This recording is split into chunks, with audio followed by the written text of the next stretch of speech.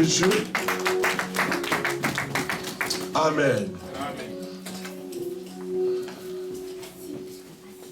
Quand je lisais la parole, j'essayais de méditer ces paroles, cette parole, j'ai constaté que Jésus était en train de parler.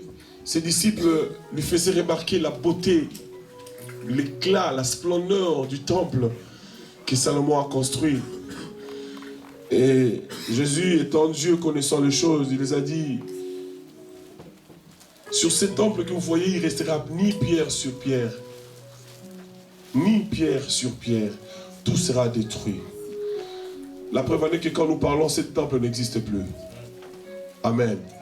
Ce temple n'existe plus. Il y a un grand mosquée de musulmans à Jérusalem. Donc le temple n'existe plus. Et Jésus commençait à donner à ses disciples, de lui demander: mais dis-nous, maître, comment sera le signe de ton avènement et du fin du monde? Jésus commençait à leur donner certains repères. Je pèse mais le mot repères, certains signes qui vont symboliser le retour de Christ. Amen. Il a commencé à parler. Et parmi les choses que je vous ai parlé au début, si nous voyons la réalité du monde actuellement, ce qui se passe dans le monde actuel, le mouvement du monde actuel, l'évolution, le soi-disant évolution du monde actuel, et ce qui se passe en coulisses, dans de grandes institutions comme l'Union européenne, communauté internationale, ONU, ce qui se passe en coulisses, bien aimés dans le Seigneur, cela montre réellement que là où nous allons, le plus proche de nous. Amen. Je ne vais pas parler de l'enlèvement ni de la fin du monde. Non, je vais tirer seulement vos oreilles. Je vais vous faire comprendre, Église de Dieu. Si vous n'avez pas encore mis vos deux pieds dans le Seigneur, c'est le moment ou jamais. Amen. Vous allez peut-être dire que non, mes frères Thomas, ce sont des histoires depuis qu'on a dit, depuis qu'on a commencé à parler. Jusqu'ici, Jésus ne revient jamais. Je n'ai rien dit, moi. Je vous fais seulement un constat. Par rapport à la prédiction de Christ et par rapport à la réalité, nous voyons ce qui se passe actuellement. Je vous ai cité comme la Syrie. Je vous ai cité au Mali. Regardez ce qui se passe au Nigeria. Regardez ce qui se passe chez nous à la RDC. Les gens, le coup des armes, des canons, ça devient comme de la musique parce qu'on l'écoute chaque jour.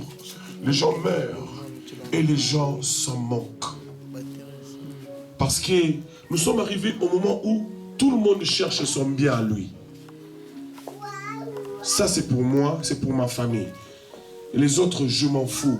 Peu importe s'ils tombent, ça le regarde. Moi je fonce, je regarde ma part.